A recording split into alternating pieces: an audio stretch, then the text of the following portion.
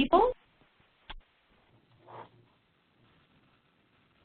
So good afternoon, everyone. This is Julie Duckville from the Secondary Literacy Partnership as a member for the California Comprehensive Center. Really welcoming you here to Voices from the Field. Teachers is sharing about the new ELA-ELD curriculum framework. And it's my great pleasure to hand over to my colleague from CDE who's on the webinar today. Is Stacy Greer, who is in the Literacy, History, and Arts Office of the California Department of Education. As I said, Stacy is a key member of the Secondary Literacy Partnership and has been involved in helping plan this webinar and series. Stacy, it's over to you to tell a little bit more about secondary literacy and introduce our presenters.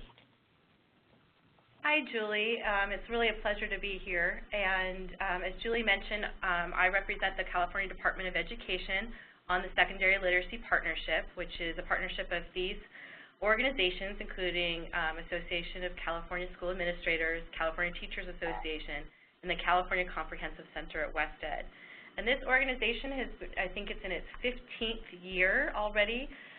We have really working on trying to pull together resources to share with the secondary teachers out in the world, because there's such a need for resources on adolescent literacy.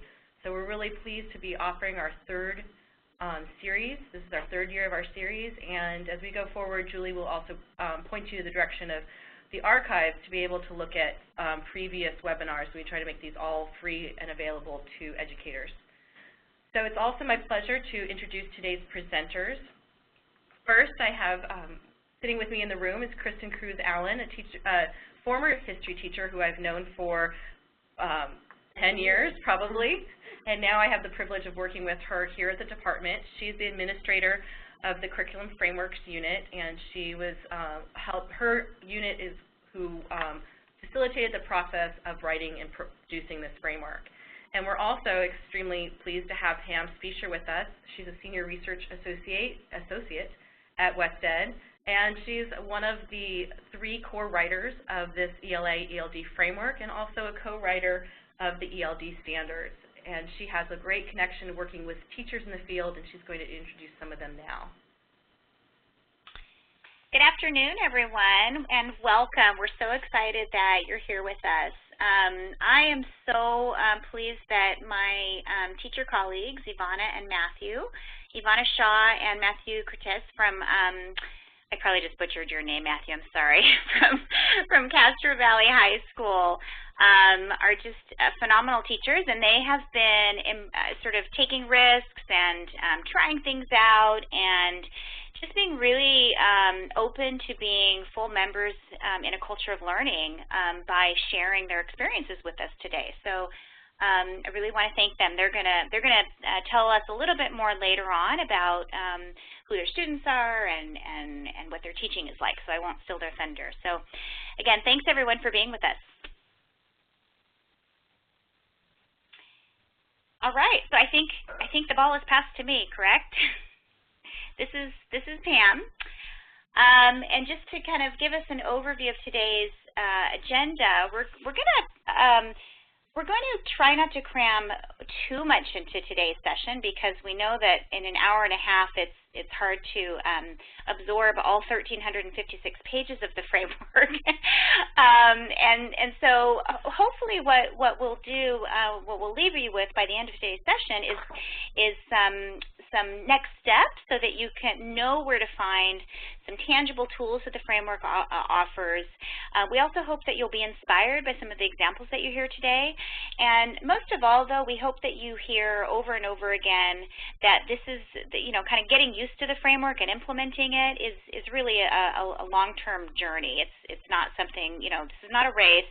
There's no award for reading the whole thing in a week, but rather people should feel free to kind of be learners and talk with other people and try things out and take risks.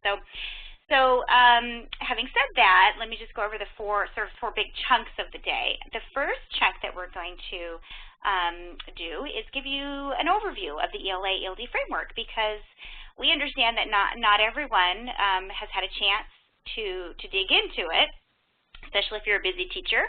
I live with a busy high school teacher, so I understand how difficult it is to do that, find time to dig into new readings.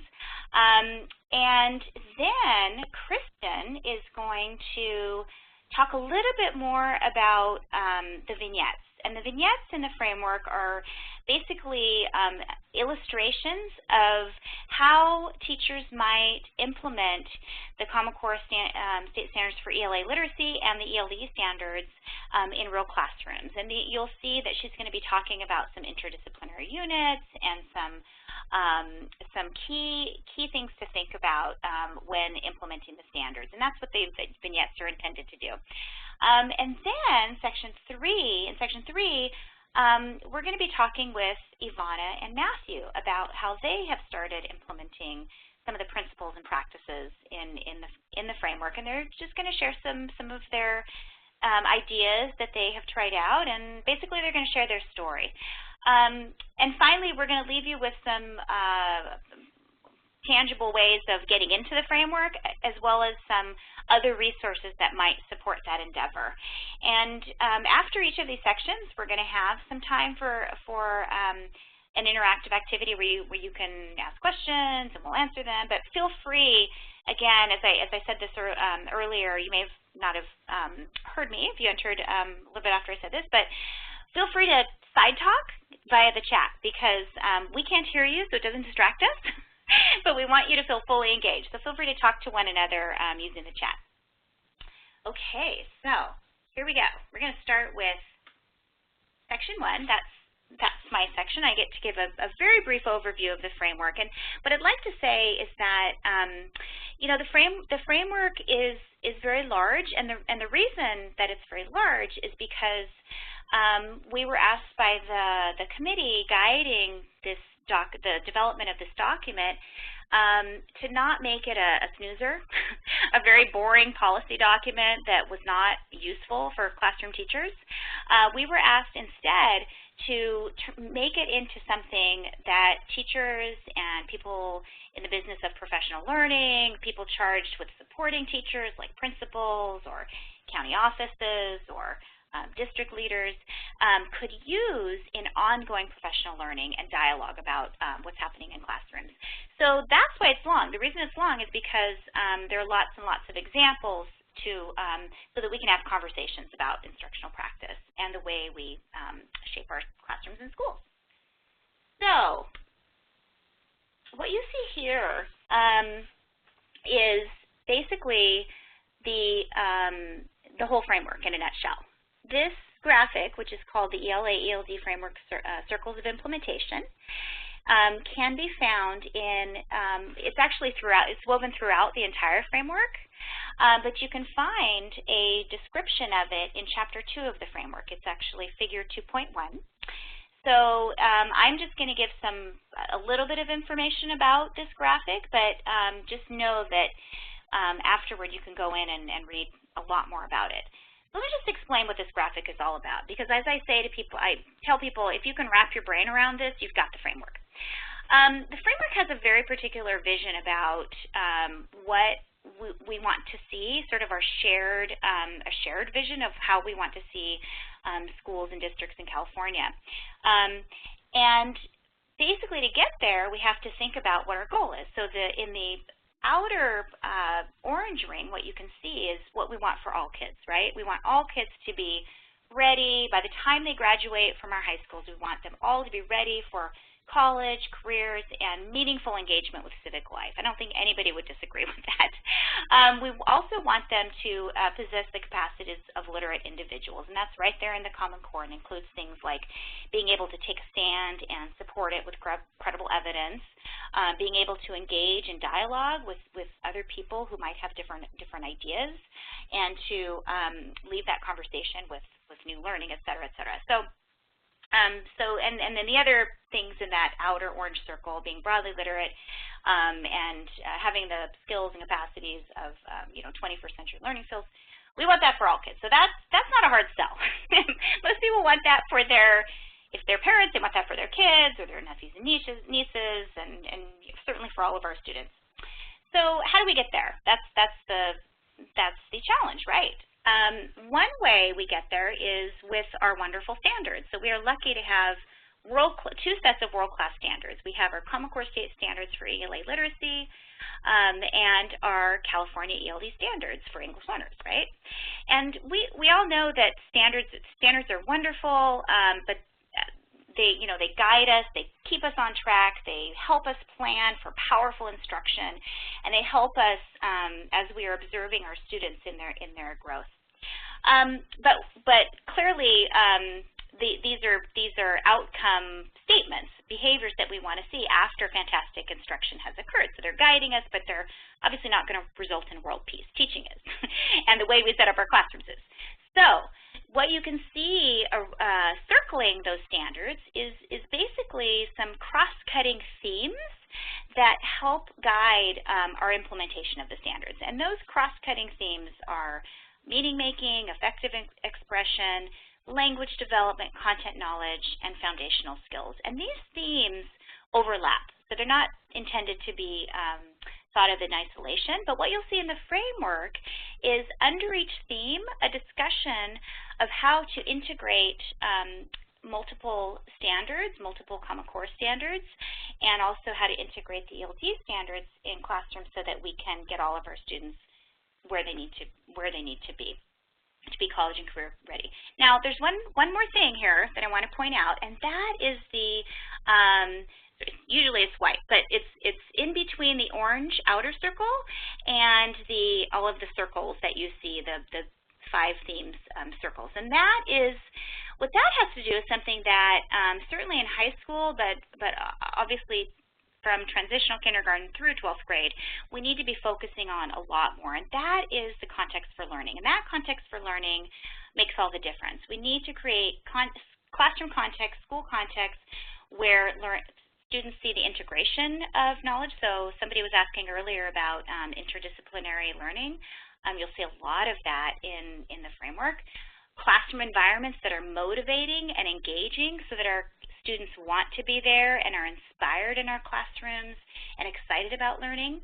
Classrooms that are respectful about all layers of students' diversity and students' identities. And of course, last but certainly not least, classroom environments that are intellectually challenging, intellectually rich, and exciting. We want to inspire all of our students to learn. So I know I just sort of whipped through that. That's pretty much the overview of the entire framework. And really from there, it's just about sort of unpacking each of those elements as you kind of work your way through the framework. And at the bottom, I think somebody has asked this question. Please hit the green check if you've seen this figure before. And I can't see the chat. I actually asked that question, Pam, and 17 people on the call today said they have seen this diagram before. Actually, it's up to 22, so it's rising. So about a fourth of the people on the call have said they have seen it. So, and thank you so much. And someone says, what are the examples of foundation skills in this figure? Great, and actually I was looking at some of the comments too, and I really appreciate that those of you who have been interacting with the framework and the figure are typing in your comments and your experiences, and those of you who haven't seen it yet are also typing in your comments. So this last question at the end, what are the examples of foundational skills in this figure? So we know that for secondary students, teaching foundational skills is going to look somewhat different than it is for elementary students, and so the framework recognizes this. But we recognize that if our secondary students really do need that type of instruction, we need to get in there and do it. And one of the things you'll see in each chapter of in each of the grade span chapters of the framework is a section for each of these themes. So each of these themes, meaning making, language development, effective expression, content knowledge, and foundational skills are treated there's a discussion on each of them in each of the grade span and grade level chapters. So you'll see a discussion there. There's also, we also know that learning foundational skills, if you're an English learner or a student learning English as an additional language, is different than learning it in your first language. And we know that our English learners come to our schools with very different backgrounds, and so there are some guidance charts supporting secondary teachers to approach the teaching of foundational skills to our English learners in particular, keeping in mind their different backgrounds. For example, some of our English learners have a strong background in their literacy in their primary language.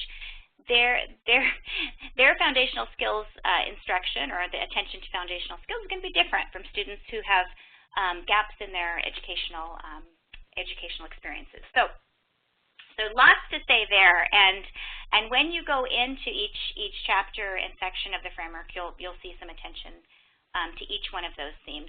In addition, Chapter 2 of the framework, you might want to note this, Chapter 2 actually has a lengthier discussion of each of the themes, and then each of the grade span chapters treats them in a way that is appropriate for students' age spans and particular characteristics. Okay. So I'm going to move on because I'm getting a time check. I could probably talk about this graphic for hours, but I'm going to move on. And I will again direct you to Chapter 2 of the framework. It's Figure 2.1 to read more about it. Okay, so the other thing I actually forgot to mention. A lot of people ask me, what is a framework? And in the past, frameworks for implementing standards have been great. They've been very useful. But one of the things that I noticed is that sometimes teachers would go and learn about the framework, and then they would sit on the shelf for 10 years gathering dust. This framework is very different. This framework, again, is intended to be used in professional learning. It's intended to be used by individual teachers as a resource, but it's very powerful to be used as a way to engage in dialogue about practice. So it's really for teachers. It's for people who are in the business of supporting teachers, like administrators, people who are in professional learning, county offices, teacher education, etc. And last but not least, it's for community members. It's for community members, parents. There's information in there for everyone. Oh, actually that wasn't last. Last but not least, it's actually also a resource for publishers, because we all know that we have to have outstanding instructional materials that are worthy of being in the hands of our students and their teachers. So publishers are looking very carefully at the framework to design new instructional materials. So that's who it's for, and it's for transitional kindergarten through 12th grade teachers. Some people think that it's just for English teachers or just for ELD teachers, but it's actually, there's actually something in there for all disciplines. So I work with a lot of science secondary teachers, history teachers, and there are ample examples there are plenty of examples for us to engage in a cross-disciplinary way. Okay, so why should you care? Why should you care about this framework? One of the reasons that I think you should care is because this is basically the first document in the nation that is integrating two sets of world-class standards, the Common Core State Standards for ELA Literacy and the California ELD Standards. And it's not just telling teachers what they should do, it's really providing a lot of tangible examples. So a lot of teachers have been asking, you know, what does this look like? What does this look like? How could this look in my classroom? And that is what the framework is doing through lots and lots of examples and lots of explanations.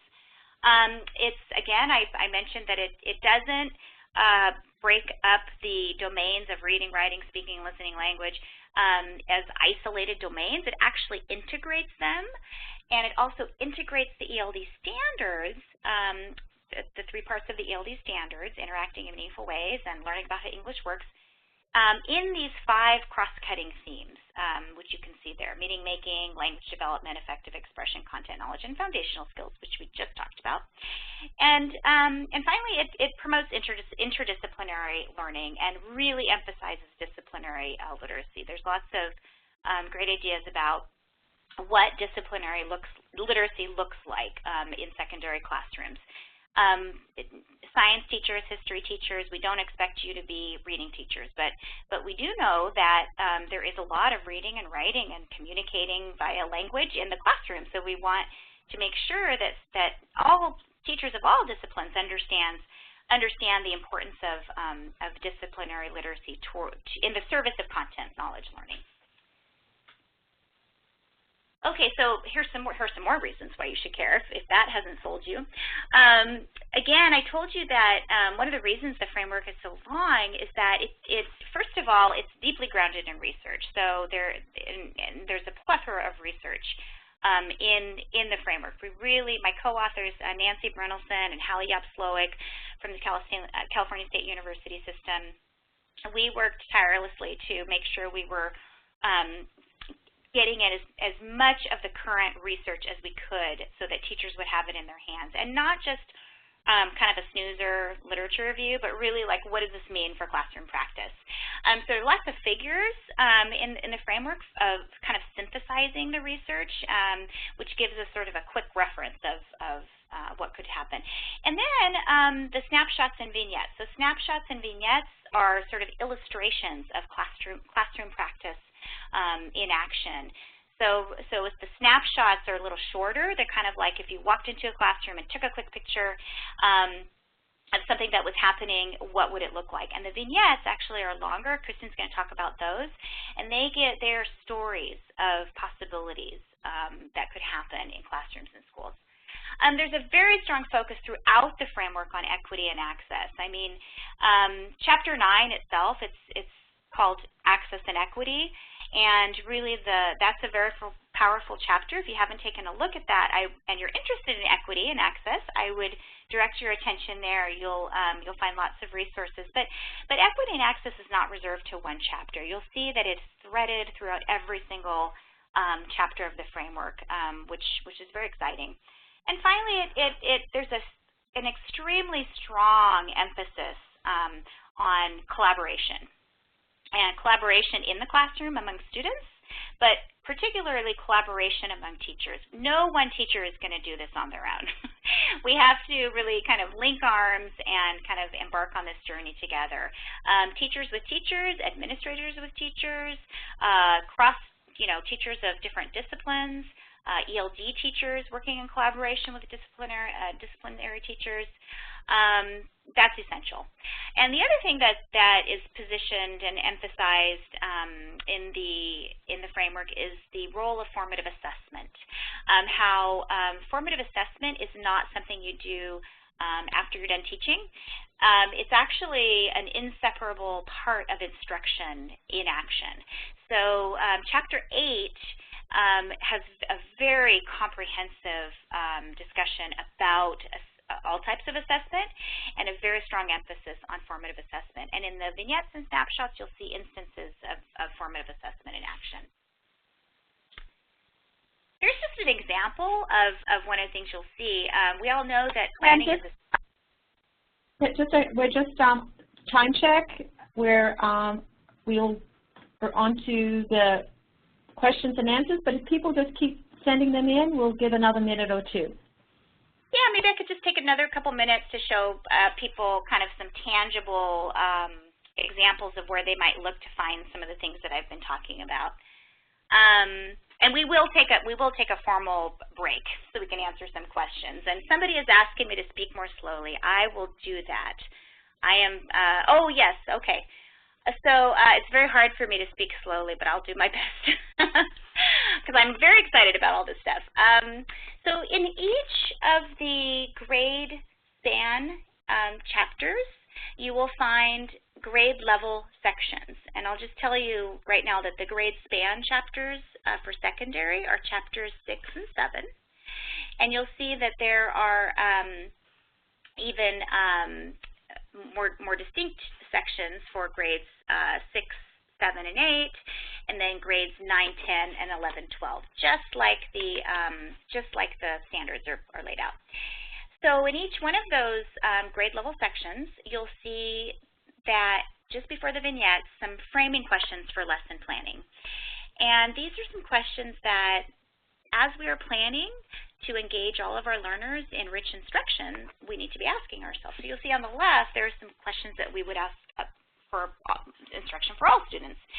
And then because there is a special emphasis in this framework on the learning needs of English learners, on the right, you'll see some additional questions that you would want to ask for English learners. And some of those things are probably very familiar to you and hopefully will be resonating. Some of the things may be new, but don't worry, everything that's in there is explained in the framework. So if something seems unclear, like what does that mean, I'm not sure what that is, then there are places to go in the framework that explain these things. Just briefly again, because I kind of talked about the snapshots and figures already, but just to give you an idea of what some of the snapshots and snapshots and figures address, because they're throughout almost every single chapter of the framework. There are examples of disciplinary literacy, some examples of integrated English language development and designated English language development. And if that term is a bit unfamiliar to you, don't worry. Chapter 2 of the framework has a very lengthy discussion on what that means. And then in every single chapter after that, you'll see examples and additional discussions about that. There are snapshots and figures that have to do with cultural and linguistic diversity and sort of equity along those lines. Examples of formative assessment and practice, and then technology. And there's a quick poll. You can let's see. You can just let us know with a green check if you've used the snapshots, or an X if you haven't seen or used them. So Pam, other people who are doing this quick poll, it's basically half-half. 8 people have said yes, and 8 have said not yet. So great. That's great. Those of you who have, please feel free to share how you've used them. Great. Great. Okay. So again, I am talking kind of fast, and I am kind of giving you the big picture overview so you can see what all of the resources are in the framework. And there's, again, no expectation that you would go home tonight and read everything, but we just want to make sure you know what's in there. These are just some examples of some of the snapshots. So somebody earlier was asking about disciplinary literacy. Well, in the high school chapter, Chapter 7, you'll see that snapshot 7.6, the 7 there tells you which chapter it's in, has a snapshot on reading like a scientist in an environmental science class. So here the teacher is dealing with disciplinary literacy, paying particular attention to those long noun phrases that are characteristic of science texts and helping students kind of see where they are and unpack their meanings. There's a snapshot on newcomer ELs in Chapter 7 as well. In the middle school chapter, Chapter 6, there is a snapshot about spoken word poetry and youth literacy, so engaging students in actually writing some spoken and performing some spoken word poetry. There's one on another one in high school, supporting students to investigate how language is used and sort of the intersection of language, culture, and society by doing linguistic autobiographies. And some of the figures that I talked about earlier, there's one in Chapter 2, Figure 2.10, which sort of synthesizes some of the research and gives some quick tips on supporting students to engage with complex texts. And then in Chapter 9, there's a very useful figure for developing new ways of talking about language. So instead of telling, students that the kind of language that they bring from home is inadequate or wrong, what could we say? We could actually help students to see the value in the language that they bring from home and understand how to code switch from home dialects and more academic uses of English so they can be deliberate language users. So I'm very behind, I'm sorry, but now we have a little chance to kind of pause. We have about 2 minutes. Yeah, we have about 2 minutes because we realize, so folks, you've been great answering questions as we've been going along. I'm seeing if there's any questions out there that we can quickly answer now. Sophia's on, I think Sophia's actually asking a great question, and Sophia's asking if participants online could share in the chat maybe how their schools are finding time for cross-department collaboration and how they're working with content, how maybe ELD teachers are working with content teachers to support English learners in all classes. That would be a fantastic way to share.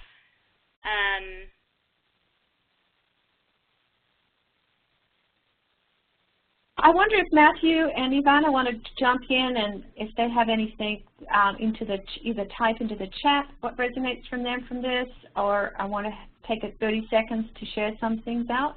Otherwise, I think we're at 4:02. Okay, I'm going to answer just a couple more questions because I think they'll be helpful, and then I'll, as Matthew and Ivana, if they want to type things into the chat.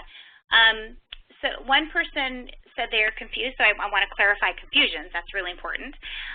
Someone said that they're confused as to why there is the ELA-ELD framework and the ELD standards and the people typed in, and the Common Core standards. I think I got it right before I kind of jumped up.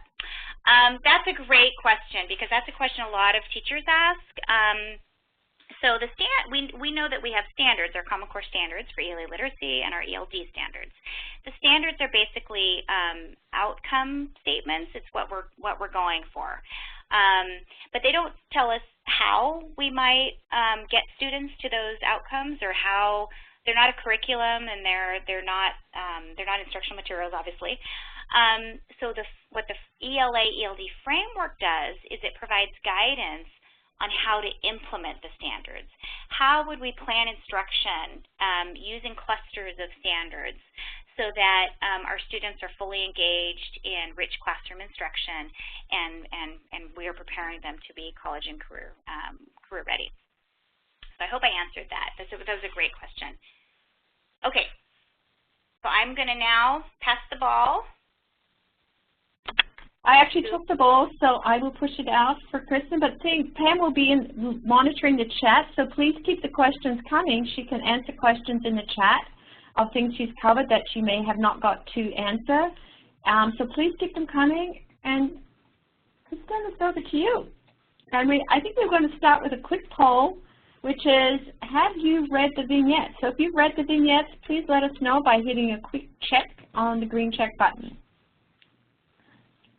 And of the people on the call, I would say there's 80 participants here today, and only 3 have said yes. So very exciting to learn about what the vignette does. So, but I will move on. Just let me know when you'd like me to move the slides to you. Okay. Well, again, I'm Kristen Cruz-Allen. I'm the administrator of the Curriculum Frameworks unit here at CDE, which means I oversee the development of all the subject area frameworks, but of course the ELA-ELD framework holds a special place in my heart. It's a really original document, and it's really just geared for California and California students, and I can't say enough about Pam and our writing team and the amazing job that they did. I'm also a former high school history teacher, and I worked with the History Project at UC Davis with Stacy, actually, and we focused on disciplinary literacy. So a lot of the strategies in here are near and dear to my heart as well, and I've utilized them in my classroom. So we can go to the next slide. So again, the vignettes, as Pam said, the snapshots are just into classrooms, and they're usually like a half page to 1 page long, but the vignettes are actually much longer and much more detailed. I mean, they can go anywhere from like 3 to 10 pages. And there's 2 in every grade level. So grades CK through 8, they'll have 2 in each grade level. And then for high school, we have 2 in the grade span for 9, 10, and 2 in the grade span for 11 and 12. So there's always going to be an ELA vignette, and that one could possibly have integrated ELD or other disciplines integrated with it. And then there's always a designated ELD vignette. So the pair go together. And I think that's what's so powerful. And as I go through my descriptions of them, you'll see how the instruction in both of them is interconnected.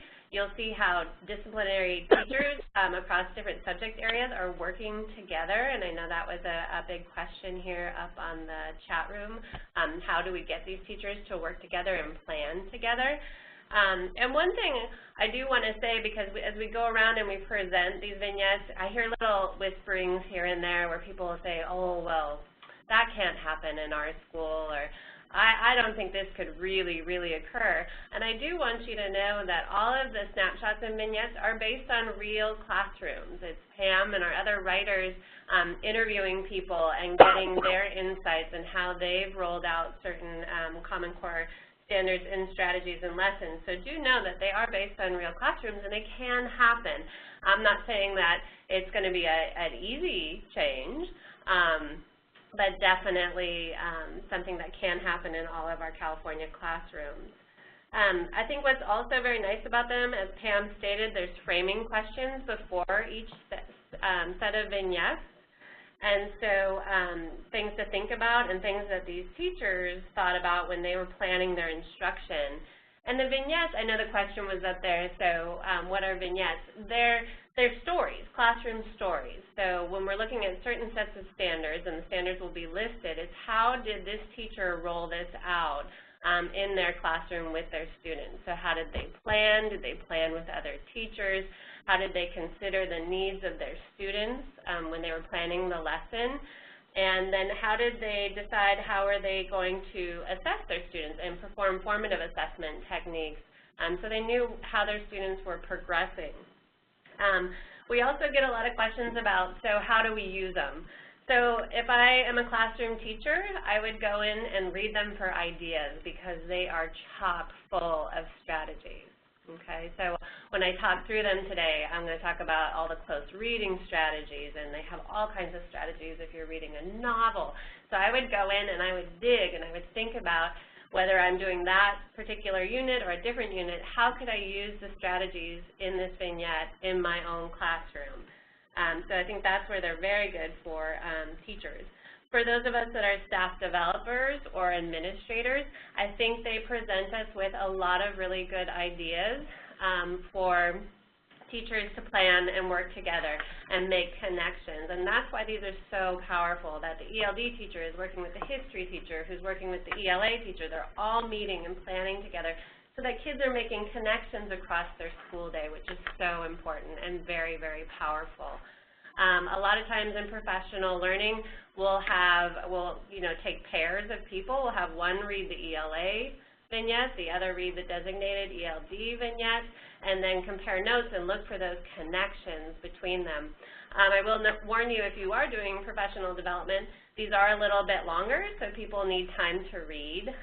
So a lot of times we give it as homework, that they come to this session having read them and studied them, so that you can have a deeper instruction. But if you have a lot of time, you certainly could give people like 20 minutes to read them during the session itself.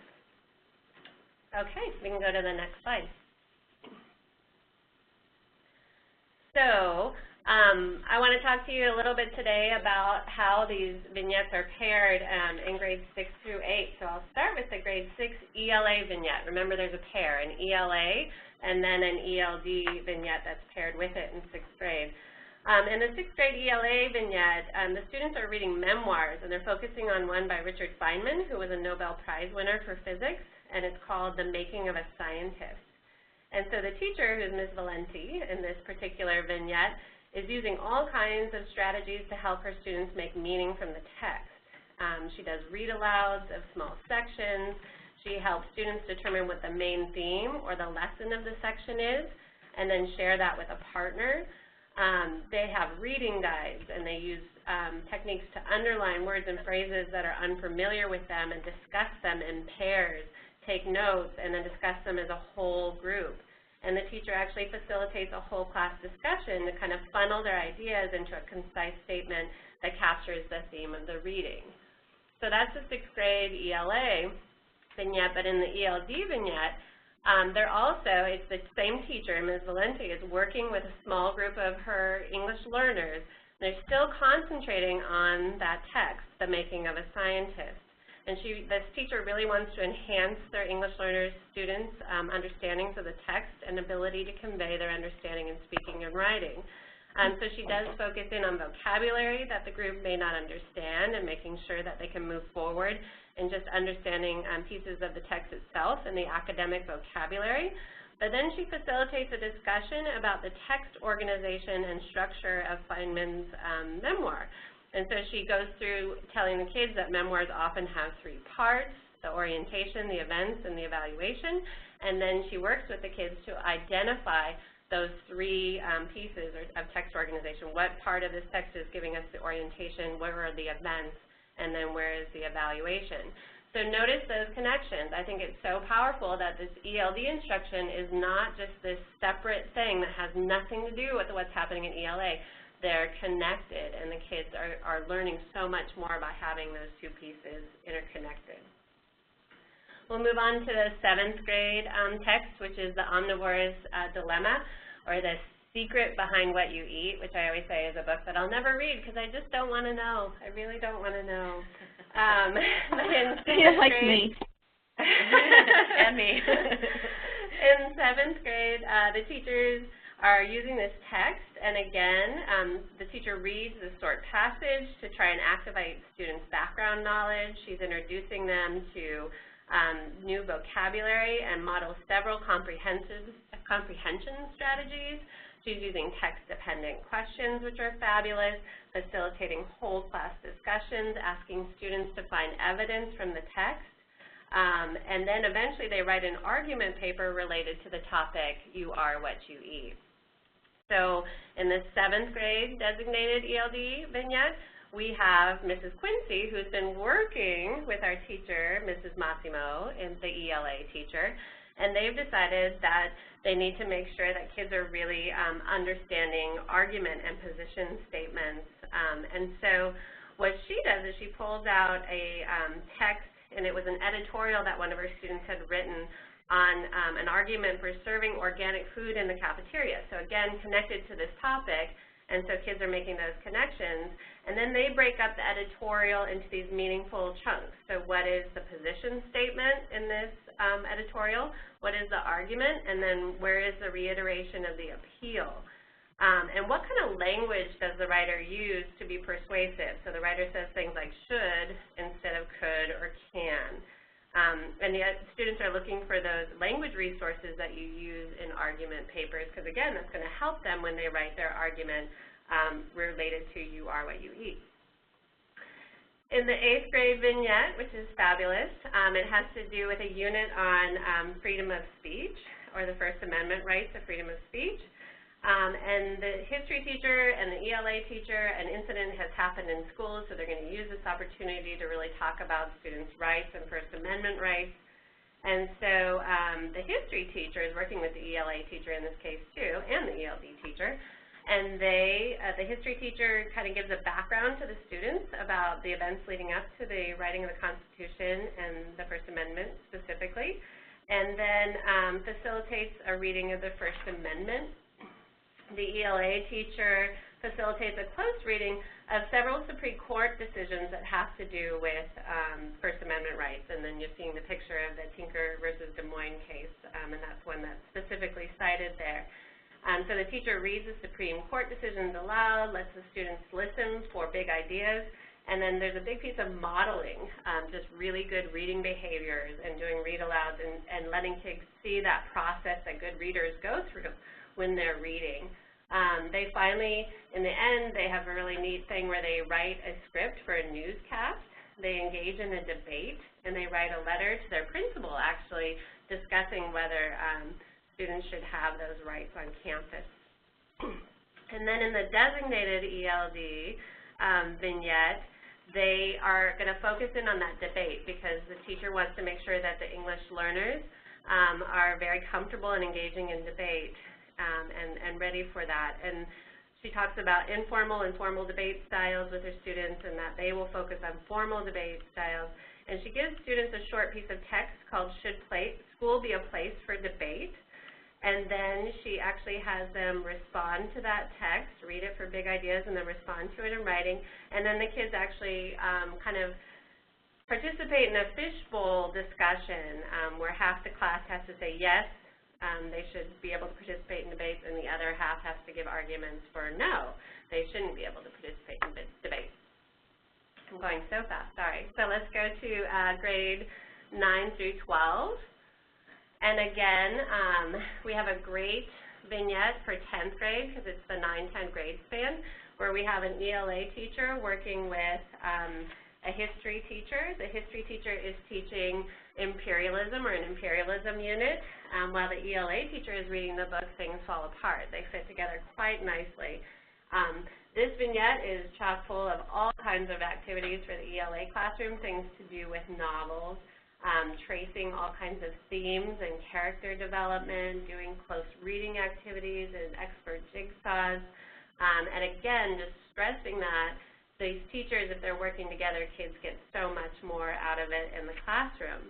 The ELD vignette for 10th grade, again, has a teacher looking at a piece on imperialism, a really hard resource that they'll be looking at in their history classroom.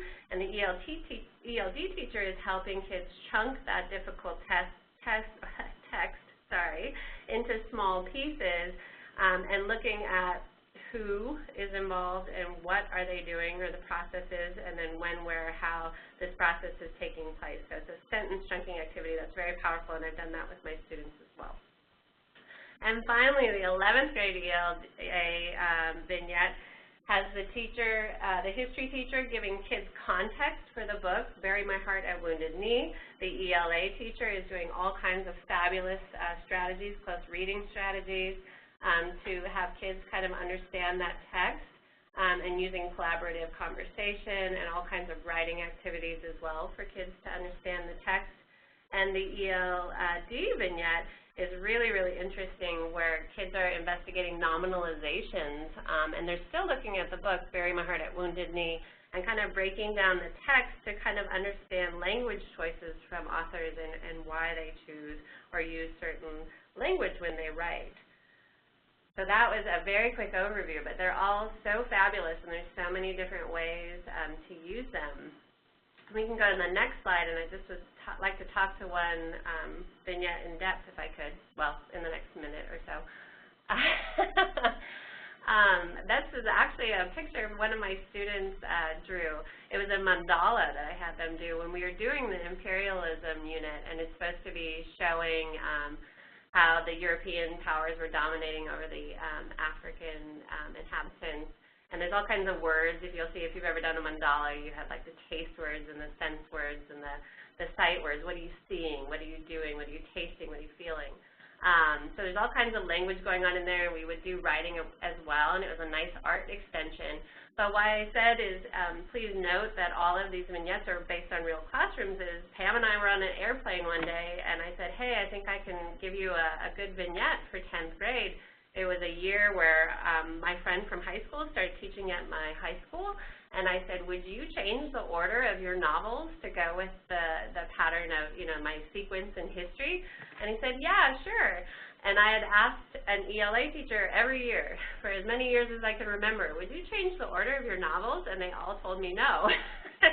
So it was really exciting to have somebody that was willing to do that. And our students just got so much out of it. So when we were doing imperialism, they were doing Things Fall Apart. When I was doing Greece and Rome, he was doing Caesar. When we were doing World War I, the kids were doing All Quiet on the Western Front. And so this really can work. I mean, I was lucky to have somebody work with on this, but I hope that we'll see this more and more because it so benefits our students. So in closing, I just want to say, check out these vignettes, use them, grab ideas. I think they're a really useful strategy for everyone to utilize.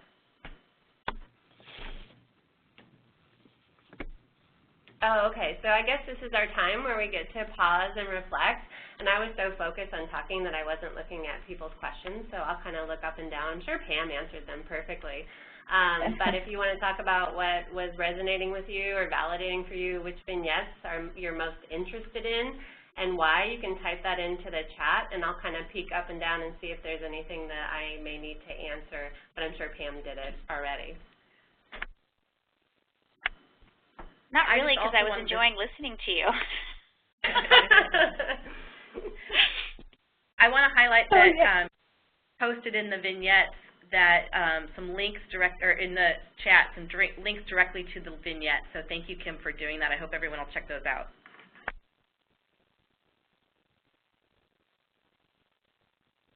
So we're pausing, folks, just to give you a chance to share what resonated with you. And if you have any other questions, we have a few moments here, so please type into the chat.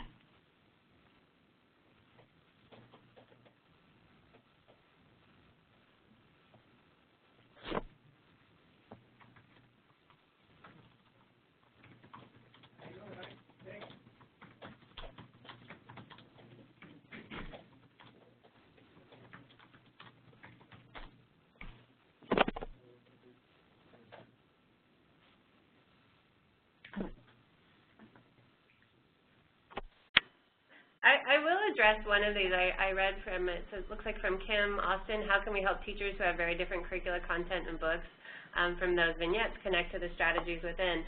And Pam and I have talked about this, that if any of you are musicians, you might be familiar with the word transposing.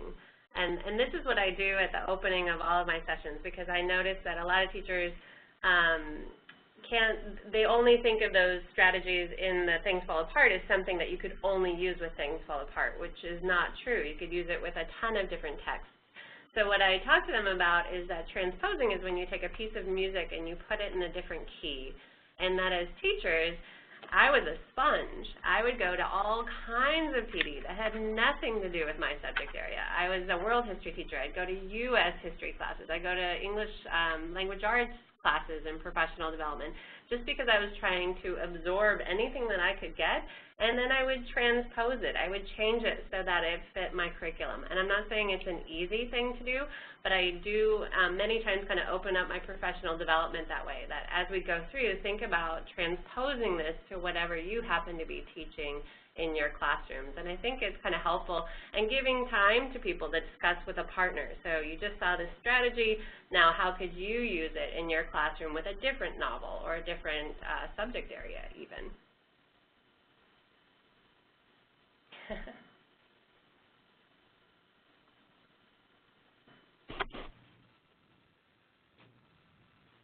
Thanks, Lisa. Lisa wrote about making connections with students across discipline is the way to go. Agreed. Thank you. It's challenging when a conversation revolves around teachers not wanting to change the order of the novels, but I'm rather encouraged, so thank you.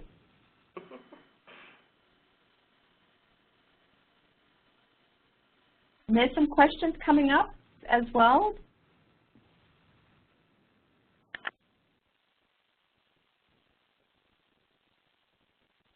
It looks like Yinka might be asking the question, if there are only a couple of EL students in your classroom, how else can you use it? And I'm thinking, I'm going to interpret what I think this means. I think you're asking, can I still use the vignettes? And I think there's a misconception sometimes that the vignettes are only for teachers of ELs.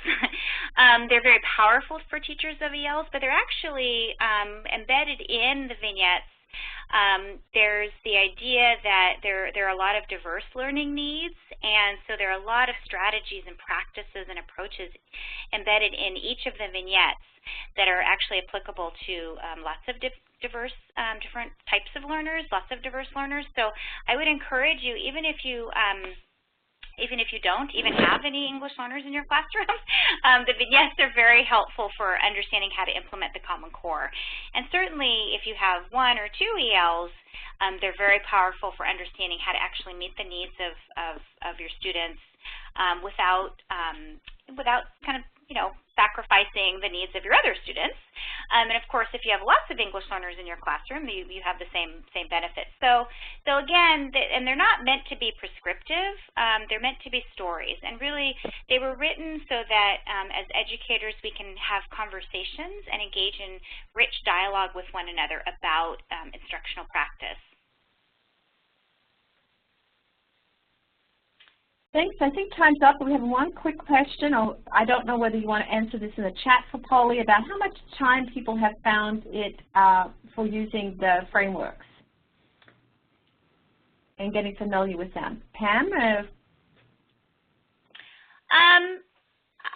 Well, as I said earlier, I would approach the learning of what's in the framework as sort of a long-term relationship and not as a one-night stand. I like that. You know how sometimes you go on the first date and it's kind of like, I'm not so sure about this. But if you give it a chance and you continue to develop that relationship over time, you're gonna get to know it really well and feel very comfortable with it. So I think if anybody who's out there doing professional learning, or anybody out there who's in a position of leadership in your district or school, I would definitely not try to capture the professional learning of the framework in a short period of time, like a 2-hour workshop or a 1-hour staff meeting. It requires vision. I'm working with some districts who are actually looking at the long-term vision, like how are we rolling this out over a 3 to 5 year period? Because it does take time. It takes time to get to know what's in there. It takes time to try stuff out, talk with one another. This is not going to happen unless we carve out a lot of time for teachers to collaborate with one another. So again, that's a little bit ambiguous, but I would say 3 to 5 years. But we have to get started now. Can I jump in here real quick? Yeah, great. So this is Matthew Cortez, and I think one of the challenges at the secondary level is that people are so used to we're so used to seeing ourselves as members of departments, and so whatever collaboration time there is often used within departments. And it really, I think, to see this type of work, the CCSS type of work really take root, is going to necessitate getting outside of that box that is called our department, and that takes really rethinking the collaboration time that we have. Fabulous. Great. So it's a great segue, Matthew. Now we're going to jump into sort of an interview format. We're going to have our wonderful teachers, Ivana Shaw and Matthew Cortez, who are ELD teachers at Castro Valley High School. And just as a quick poll, how many people out there are familiar with Castro Valley High School? Do you know where it is? Do you know anything about it? Just with a quick, green check for yes, if you're familiar with it, and an X for no. Oh, Lauren actually went there. Lauren Ritta actually went there. So Julie, I don't think I can, let me see if I can see the poll results. You just clicked on the bottom. I can only see it actually. So 5 people have said, most have said no, and I know that Stacy's going to post in some demographics to give some more background for those who don't know. Some of the demographics are posted in the chat now. Great, great. And as we delve into our conversation with Ivana first, and then Matthew, they can also let us know a little bit about their schools and sort of actually where Castro Valley is too. So Ivana, thank you so much for being here. You're on the air. First of all, could you just let us know a little bit about where you teach and what you teach and who your students are?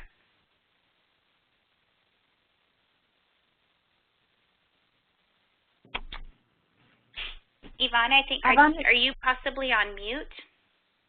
You could just, yeah. Just hit *6 to unmute yourself if you are.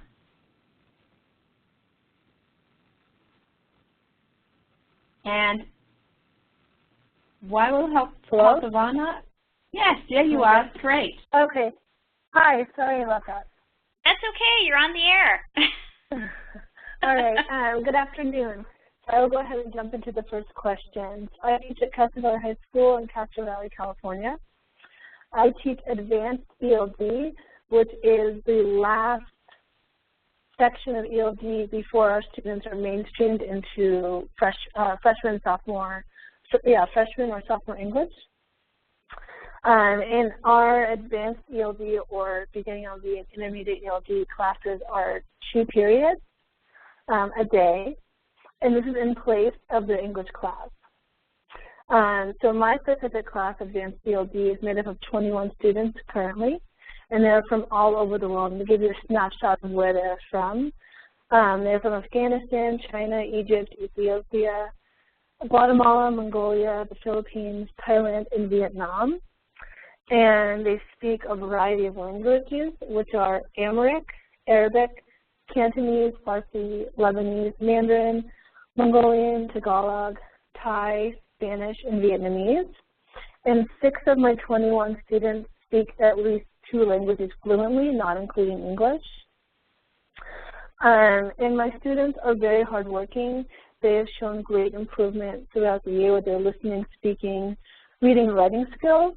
And in the beginning of the year, I polled which area I would really like to hone in on this year and get more comfortable with, and all of them without a doubt said speaking. So I have really tried to work on speaking skills throughout the class. And the biggest fear with my students right now is when they are mainstreamed to be able to speak appropriately in the class that they are placed into.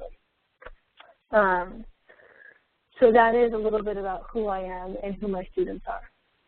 Thanks, Ivana. That's great. And just to give people a little background, I met Ivana and Matthew through some work that I've been doing in their district, where we've been engaging with the framework, so learning about the framework and also the California ELD standards. And so I was just very impressed by how reflective and innovative and risk-taking both Ivana and Matthew were. And so, Ivana, can you just talk a little bit about, because you've been involved in some professional learning around the ELAELD framework, what things stand out for you, and what kinds of shifts have you made in the way you teach as a result of the learning? Okay, so as you were talking about the framework graphic, that just brought back memories, and hearing about the vignettes also did as well. But let me start off by saying this is my first year teaching advanced ELD, so all of this is very new to me, as I'm sure it is with a lot of people who are listening in too. So I'm just starting to feel comfortable reading the framework and being able to understand it. And I think that is one thing that does stand out to me, is how I'm able to sit down and actually read it and understand it. And it's not written in academic language to the point where it's not understandable for me, which I find very helpful, number one. So it makes it easy for teachers and other educators to actually read the framework and say, oh, okay, I know what this is saying. In addition to that, I think that it's been broken down very easily so that you can follow along with it. So the reading, writing, speaking, listening, and language is there, as well as the meaning-making, effective expression, foundational skills, content knowledge, and language development. It's all really easy to follow, which is very nice. Great, thank you. And can you, so that's great. I mean, that's really helpful to know, because that's really why it was written the way it was, to be useful to teachers. That's great to hear. And kind of as you've been learning things in the framework, has there been anything that you've tried out, or kind of has caused you to say, hey, that's something I never thought about doing, or maybe refined in your existing practice through your collaborative learning with your colleagues? So I guess one thing, I mean, there are many things that I know Matthew and I have discussed about implementing in a classroom. And just like I said before, all this is still new to me. Some things I'm trying, and some things are successful and some are not. But one thing that I have really made it part of my journey as a teacher, like I said in the beginning, my students are very nervous about speaking in class, in my class, and when they go to mainstream classes. So I have brought in kind of with the vignette idea in mind, so not necessarily having them read vignettes, but knowing what it would look like. My students do current events every week where they have to do research on an article, and then they stand up in front of the class and present the article.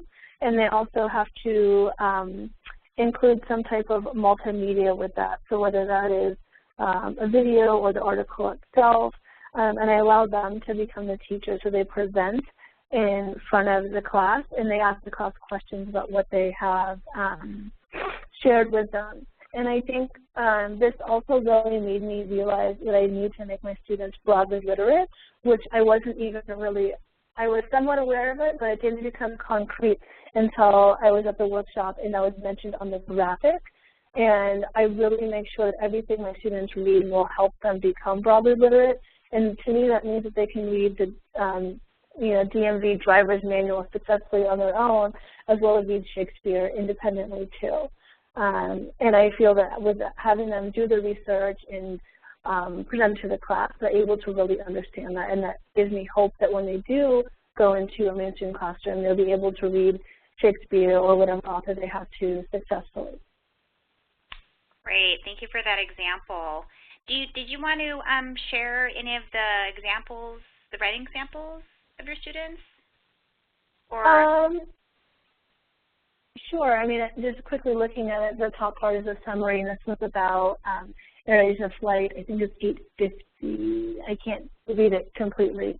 And she is just giving a quick summary of what happened, and those are more her notes for what she's going to say when she presents to the class. And I always make them find the who, what, where, when, why, and how. And I think it's just a good skill to be able to take on with them. And I actually got that from Matthew, is that he even has them posted up on his board. And it just was a really good reflection for me that it's very important that they understand the who, what, where, why, when, and how, who they are in the text itself. And at the bottom of the graphic, there's a few questions that they were asking the class to make sure that they were paying attention and understanding what they were presenting on. Great. Let's see, there's another, did you want to say anything about this writing sample? Oh, it's basically the exact same, and just a different student sample, but great. The summary and then the 3 questions. Great. So they're preparing for their oral presentation by first reading and researching, and then preparing their notes so that they feel comfortable presenting orally to their classmates. Exactly. Wonderful. So Ivana, you've talked a little bit about sort of all this being new, and of course that's going to be a challenge for anybody. But what are some possible challenges for you as a teacher to kind of really digging in deeper and implementing the framework? What are some things that might prevent you from being able to do that, or have prevented you? I don't know. Well, I guess some challenges are that not everyone on the site is completely familiar with the ELAELD framework. So when I have questions, it's hard to figure out who I can go to ask the question. So for me, that would mean that my administrators, my department heads, and team leads would all be familiar with the framework, so we can all work together to help each other. Because I think a big thing to remember here is that these might be the ELA standards, ELAELD framework, but that we all do have ELD students in the classroom. So it is essential for every single teacher to understand them and know how to teach them and what they consist of. I think it's also really important, and I know that people wrote it on the chat too, to have more collaboration time to be able to understand them and unpack the standards themselves with colleagues. Great. Thank you. Any last words before we move to Matthew? No, I think I've said everything I have to add. Well, thank you so much. I really appreciate you kind of opening up your classroom to us and sharing. So let's take just a quick moment to see if there are any questions from people or comments, reflections. I'm going to take a quick scroll, and Ivana, if you see anything you want to respond to or answer.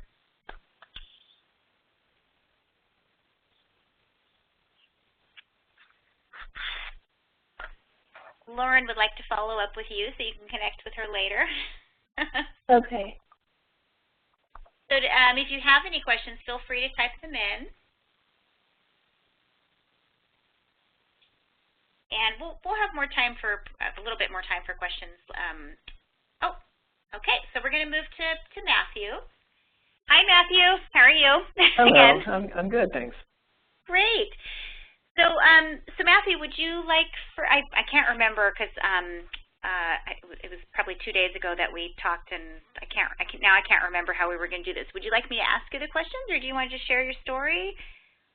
I'm okay either way. Why don't I just go ahead and go for it. Okay, sounds good. So I am Ivana's colleague, and I teach the beginning ELD class. It's a dedicated ELD class, just like the advanced class. It's in place of their ELA class. I, at this point, have 17. I'm about to get my 18th and 19th students, and they're all at the kind of early emerging state of their proficiency level. Similar to Ivana, they come from a wide variety of places. Majority of them come from southern China, but have them from all over the world as well. And a majority of the students that we have come with a fair amount of literacy in their home language. So there's, and that is a generalization. So we've got students from all sorts of different situations. A few things for me that stand out in the framework. You know, I think that this is not a surprise coming from the fact that it's aligned with the CCSS. Is complex texts very much stands out, and I feel like that's important not only in, you know, as teachers of English learners, we think, oh, it's going to be complex grammatically, or there's going to be quite a bit of advanced vocabulary that they might not know, but also incorporating texts that have implied or subtle meanings to them. And at the high school level where we teach, I think students often really want to be able to talk about things at that more nuanced level, far more than they perhaps have the language to be able to do. The incorporation of dialogue, of discourse, feel like that was somewhat missing from the old ELD standards. Seeing learning as a social activity very much stands out to me. And seeing language as an activity with a purpose, and being aware of the purpose, whether it's what part of the sentence does this, or I'm giving a presentation and who am I giving it to. So those are some of the things that stand out for me. A couple of the things that I've been working with, and maybe we could move to the next slide. Oh, yep. Great. So they are beginning students. So at the beginning of the year, one of the things that we were talking about are the verbs want, need, and like, the differences between them, when to use the infinitive after them versus a noun after them. And that very naturally just fed into a discussion of what all people need, or what all people should have, or what all people have the right to. And so this was, I can't say that I'm super successful regularly at really coming up with meaningful discussions, but I felt like this was a good example of them. So we were able to, the students were able to talk using English, trying to come up with a good list of things that all people need. And we then went from there to kind of refining it. Well, this is how we would express that in English. How do we put together the sentences? What do the different parts mean? And then on the next slide, eventually it led to looking at kind of a simplified version of the Universal Declaration of Human Rights. And the students were able to have an opportunity to take a look at what this document states versus what they created. Where were the overlaps? Where were the differences? And on this slide, you see the notations that were made in different languages as the students used their home language, their primary language, as a support for understanding this more complex text. So that's just a little bit of an example of utilizing meaningful discussions, using it as a segue into more complex texts.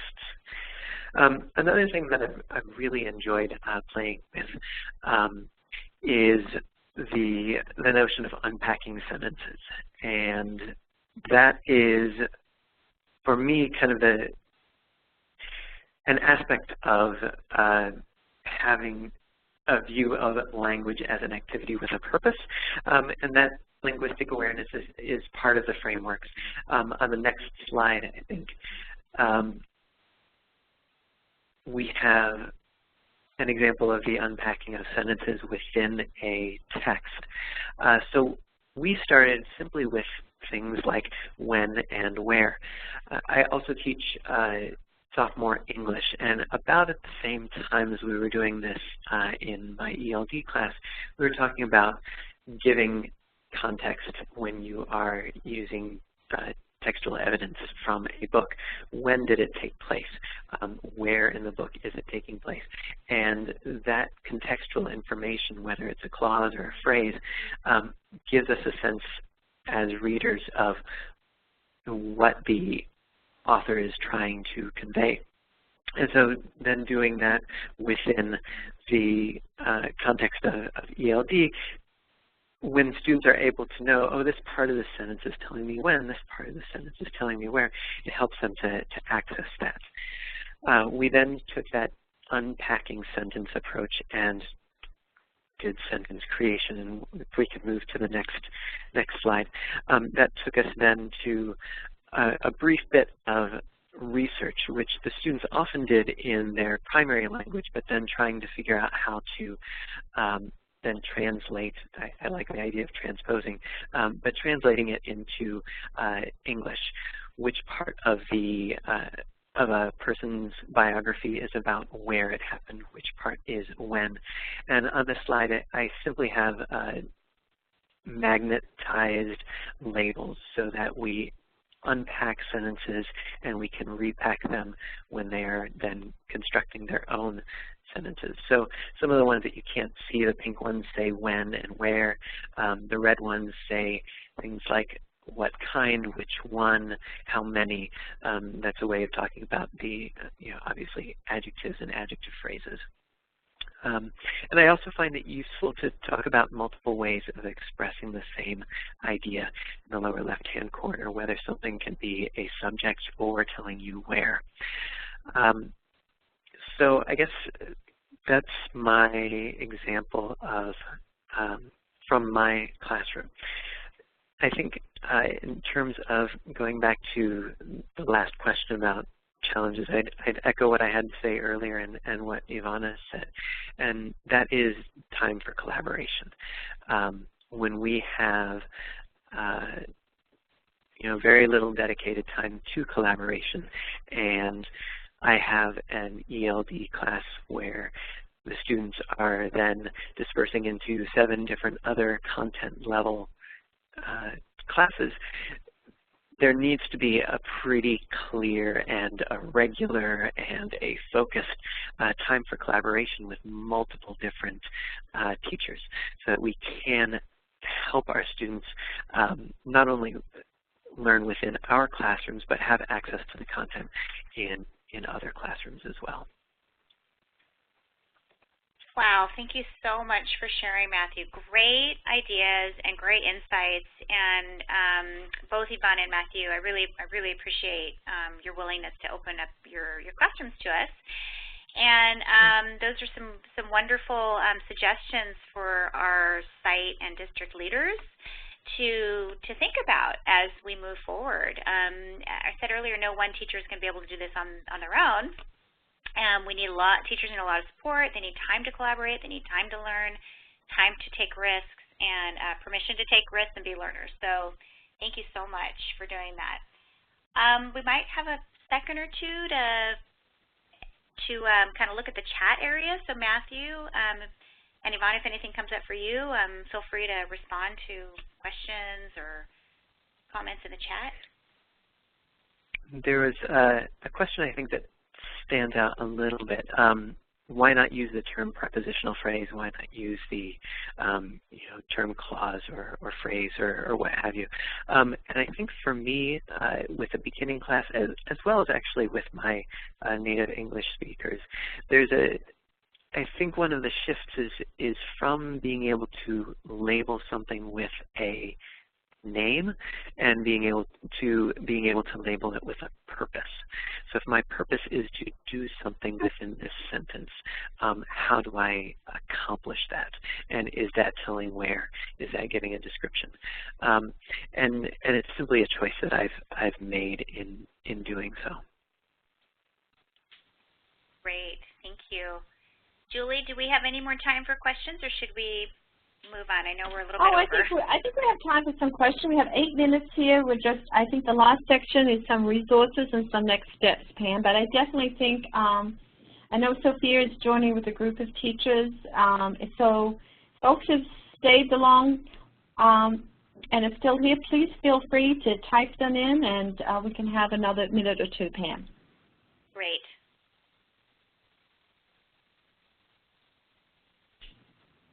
And Lauren jumps in and says, what textbooks are you using at CV with your ELD program?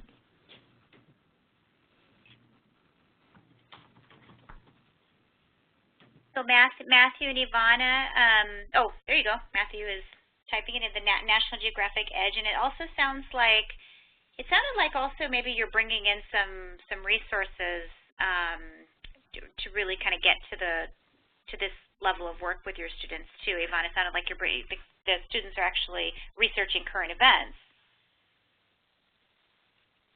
Sorry, yes, they are. And then we also do outside articles as well. Mm-hmm. It is, I find myself creating a lot of my own materials. And, you know, we as teachers all are constantly trying to find that balance between, you know, having the resources that are available to us and having the resources that really, truly get to that particular thing that the students are needing in that particular moment. Mm-hmm. And, I mean, again, creating your own materials is extremely time-consuming and also very creative, so we don't want to, you know, do away with it, but hopefully publishers are paying attention and actually kind of creating some useful resources and materials that will kind of respond to some of the things that you've been talking about. And Ivana says that with her advanced ELD class, they're also reading The Outsiders this semester. So they're reading novels. Great. Wonderful. So any last words? I'm not seeing a lot of questions coming in. People are probably just absorbing and taking furious notes. Any last words, Matthew or Ivana, that you want to leave us with? Or Kristen? Okay. I think we're good. All right. Well, thank you for doing that. Before we go, though, I do want to make sure that people actually know where to find this framework. And let's see if I can find the correct slides. Oh, here we are. So basically what I do is I always forget what the URL is, so I just Google ELA/ELD Framework, and that should take you to the page. Or you can follow this URL that's on the screen here, but if you forget or can't find this handout, you can always just Google it. And when you go there, you'll see some of the chapters that we've been talking about. You won't see the vignettes separately there, but in the chat, Kim Austin, I think, posted some URLs where you can find those. And this is where we posted, actually. You can find the vignettes and other resources like videos or tutorials about the ELD standards, about California's vision for English learners, about, you know, all sorts of things. On the California ELD Standards Online Professional Learning modules. And these are the two URLs. The vignettes are there. There's also, for any leaders, administrators, there's a very useful unit for establishing a culture of learning and really kind of delving into the kind of professional learning that we need to see. I'm now seeing Julie. Oh, Julie is actually taking us to the webpage. Great, I forgot you could do that. You'll also see a chart of ELA/ELD Framework snapshots and vignettes so that you can sort of see like which snapshots address which content areas or strategies and kind of what the vignettes are doing too. There's a white paper on foundational skills by Hallie Yop and Nancy and myself. There's an archive of another webinar that Hallie and Nancy and I, my co-authors of the framework, did on the framework. And there's also a white paper on the framework that sort of provides an overview of the framework for, say, for example, if you'd like to read it and discuss it in a staff meeting. And then some other. Yes. This is Kristen. In that same area is where probably towards the end of the week, maybe early next week, where we'll actually post all of the vignettes and snapshots pulled out into their own documents, because that question was asked earlier. So that's where they can find it, and hopefully, like I said, by the end of the week it'll be there. Wonderful. That's fantastic. Thanks, Kristen. Let's see. So those are great resources. And just to kind of, I think we're at the summary now, just to kind of summarize what we've done. Hopefully, like I said in the beginning, hopefully we have not given you a headache with all of this information. I know it was a lot to pack into an hour and a half. Hopefully you are leaving inspired by our wonderful teachers, Ivana, Kristen, and Matthew, and hopefully you are kind of leaving with some direction about where you might want to get started in the framework, or might want to continue your learning with the framework, or how you might want to use it in collaboration with your colleagues. But finally, I hope that one of the major things that you will leave with is this idea that this is going to take a collective effort, and teachers need the support of their site administrators. They need the support of instructional coaches, people who are providing professional learning, so that they can do this fabulous work. Their teachers in the classroom are the heroes, so let's make sure that we support them to help all of our kids get to be college and career ready and ready for meaningful engagement with civic life. So we want to thank you for being here, and in the minute we have left, if you feel inspired to type in sort of into the chat area what your next step will be, that would be fantastic.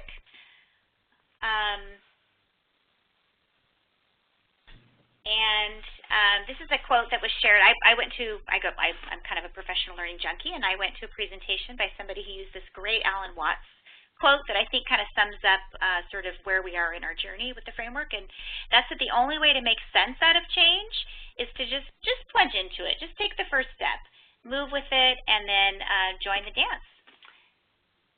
So thank you very much, and I think Julie, you have, or Stacy, somebody has some closing remarks. No, thank you, Pam, and again, I just want to echo your thanks to our wonderful presenters, Kristen and Ivana and Matthew, and to all our participants for taking time after a busy day to attend this webinar live and share their own experiences and questions. So thank you. As we wrap up here, we just want to put on your radar to other webinars that we're doing, and we'll be sending out information about these on February the 25th and March the 25th, and you can see the titles there. So we hope you come back. These webinars, as we shared, are archived, and so you can go back and share them and discuss them with your colleagues and review lots of different pieces about the Common Core, including the standards that we reviewed today. And there's some examples of titles. So thank you for sharing your reflections. Here's some contact information. And if you want to know more, you can see the information on your screen. The PowerPoints, the PDFs, and all of this information is available where you downloaded the materials before this, and we'll be sending out a follow-up.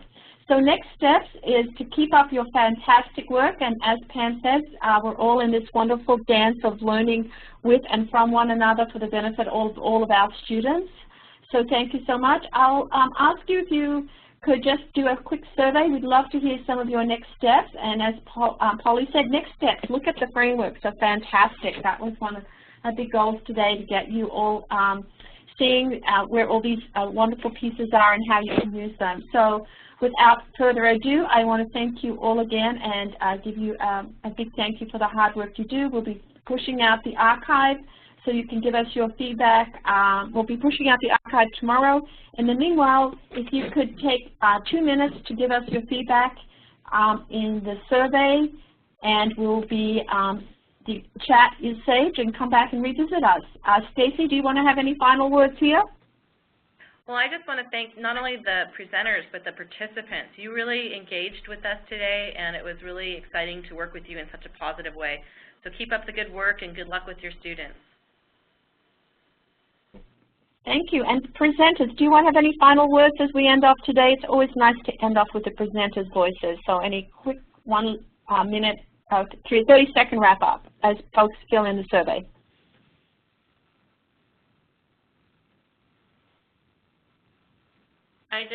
This is Kristen, and I just agree with Pam, is take this one day at a time, and I think that even when you read those vignettes and snapshots, it might be overwhelming at first, but know that this is a process, and it's going to take time, and time for teachers to collaborate and work together and really think about their teaching and how things shift under the Common Core. So, baby steps. And I'll just add what I always like to add is that, you know, teaching should be a joyful experience, teaching and learning. So just remember to have fun at least once a day, and to just remember why we all got into this profession. It's to change lives and to make a significant contribution to the world, and also to have a little fun while we're at it.